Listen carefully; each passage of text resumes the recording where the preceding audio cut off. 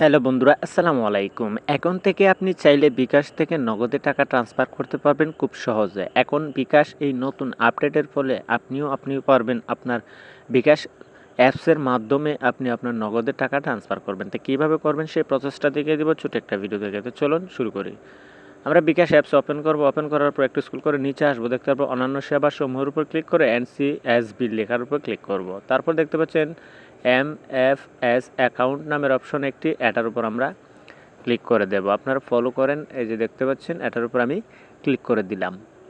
তো এটার উপর ক্লিক করার পর আমাদের সামনে ঠিক এরকম একটা ইন্টারফেস চলে আসবে। আমরা এটার উপর ক্লিক করব, দেখতে পাচ্ছেন তিনটা অপশন, ট্যাপ, রকেট, নগদ।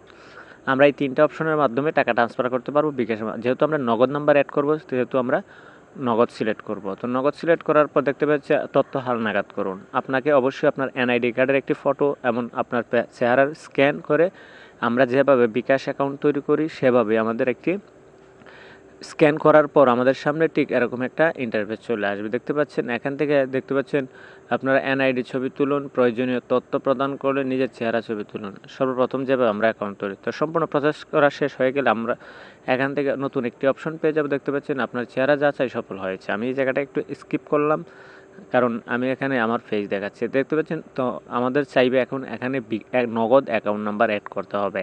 তো দেখতে পাচ্ছেন SFS অ্যাকাউন্ট নম্বর, এখানে আমাদের যে নগদ নাম্বারটা রয়েছে সেই নগদ নাম্বারটা, যে নাম্বারে টাকা পাঠাবো সেই নাম্বারটা এখানে অ্যাড করতে হবে। তো এখান থেকে আমি আমার একটি নগদ নাম্বার এখানে দিয়ে দিলাম।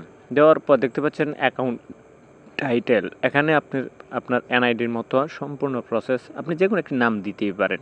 তো এখানে আমি আমার নামটা দিয়ে দিলাম।